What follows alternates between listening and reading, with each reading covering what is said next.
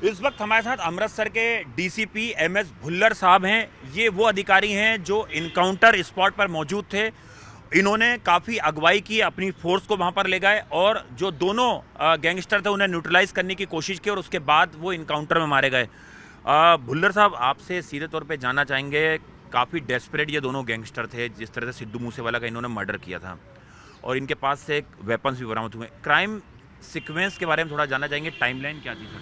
देखिए, जब हमारी एजीटीएफ की टीम और मानसा पुलिस की टीम ने जॉइंटली इनको, इसमें हमारे अमृतसर कमिश्नर पुलिस के भी 2 ऑफिसर्स थे, इनको जब उन्होंने कॉर्डन कर लिया था, रेड के लिए अंदर गया तो उन्होंने पहले फायरिंग शुरू कर दी। जो हमारे एक लड़के के टांग में गोली लगी और उससे वो जख्मी हो गया। उसके बाद हमारे एक ऑफिसर ने हमें कॉल की, तो उसके बाद हमने रश किया उस तरफ।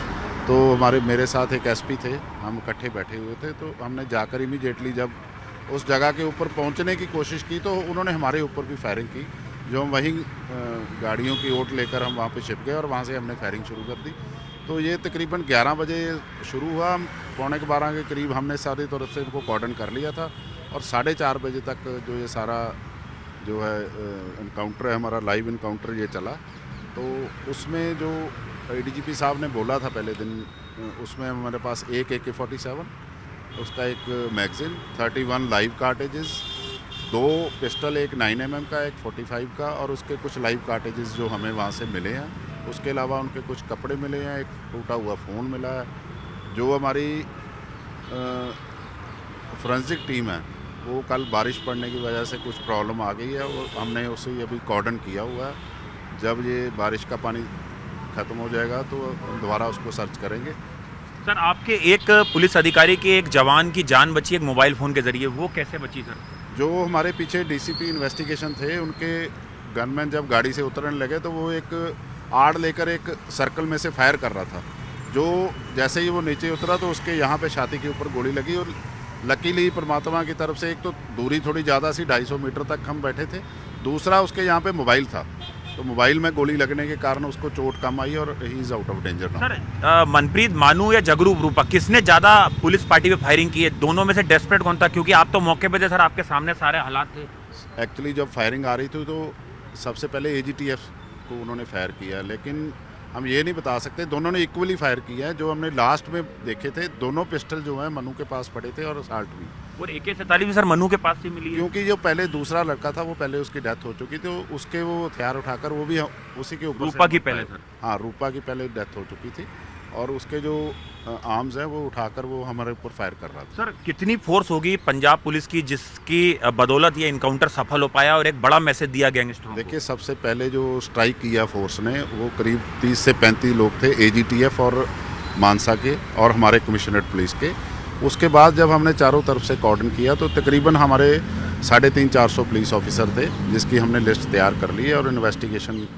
सर, सबसे ज़्यादा चुनौतीपूर्ण क्या था सर इनकाउंटर पे? क्योंकि हमने देखा सर वहाँ पे मक्के के, धान के खेत हैं, काफ़ी बारिश भी हो रही, कीचड़ भी था, तो आपको कहाँ मुश्किल आई सर, जो आपके लिए चुनौतीपूर्ण था कि इन्हें न्यूट्रलाइज करना है, ये भाग ना जाए सर कहीं बॉर्डर से? देखिए, सबसे ज़्यादा प्रॉब्लम हमने न्यूट्रलाइज करने में ये आई है कि हम उनकी गोली से कोई पब्लिक वाला ना जख्मी हो जाए या मारा जाए, जहाँ पब्लिक प्रॉपर्टी को कोई नुकसान ना आए। उसके लिए हमने भी बहुत कम, धीरे धीरे फायरिंग की और उसके पास जाने लगे। इसमें हमारा एक यहाँ पे एक प्रेस रिपोर्टर भी है, हमारी पुलिस के रोकने के बावजूद वो थोड़ा आगे चले गए थे, तो उनके भी गोली लगी है। इसी बात से हम डर रहे थे कि किसी कोई कैजुअल्टी हमारी भी ना हो और पब्लिक भी की भी ना सर, हो। 18 तारीख को आपको एक सीक्रेट इन्फॉर्मेशन मिल गई थी, 19 को पूरी रूपरेखा तैयारी और 20 को आपने अटैक कराया सर? नहीं, जो ये सारी इन्फॉर्मेशन है इसके बारे में जो एजीटीएफ और मानसा पुलिस के बारे में जानते हैं, हम तो बाद में उनको ज्वाइन किया। सर, ये जो ऑस्ट्रेलिया और US मेड की जो वेपन्स मिले हैं, ये आपको क्या लग रहा है सर, ये सीमा पार से आए हैं या इन लोगों ने पहले से ही ये अपने पास रखे हुए थे? और AK-47 में, हालांकि ये सवाल बार बार पूछा जा रहा है कि क्या मूसेवाला का मर्डर इससे हुआ, हालांकि अभी बहुत जल्दबाजी है, बैलिस्टिक रिपोर्ट वगैरह आएंगी।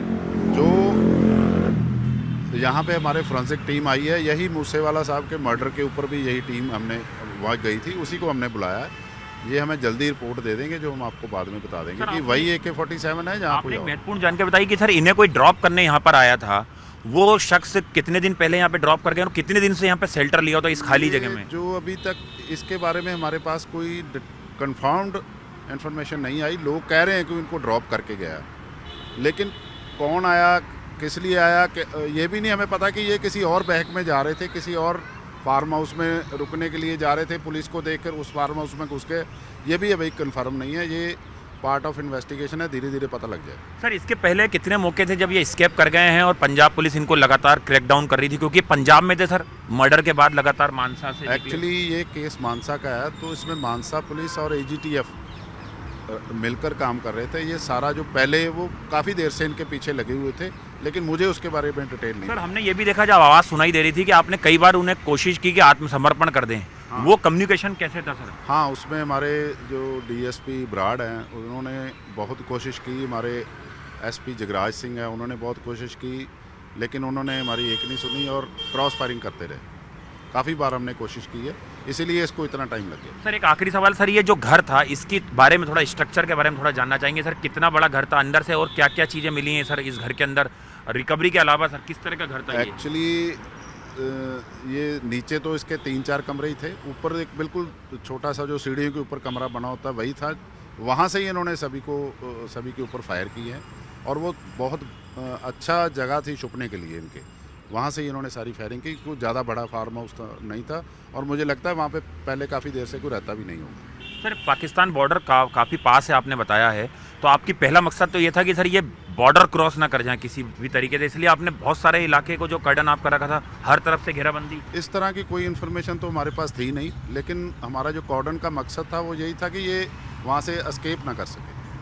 सर एक आखिरी सवाल सर, पंजाब पुलिस के लिए कितनी बड़ी सफलता है और गैंगस्टरों को एक कड़ा संदेश भी गया इससे कि जो पंजाब में गन कल्चर बढ़ रहा है या जो गैंगस्टर पंजाब की ज़मीन को ख़राब कर रहे हैं, चाहे जेल में रह के या सरेआम जो गोलीबारी कर रहे हैं या लोगों को मार रहे हैं। देखिए पुलिस को अच्छी सफलता मिली है, लेकिन जो ये गैंगस्टर हैं उनको हमारे ऑफिसर्स भी और हम सभी भी यही बोलते हैं कि ये काम ठीक नहीं है, आप सरेंडर कर दो, नहीं तो अंत तो यही है कैसे भी हो।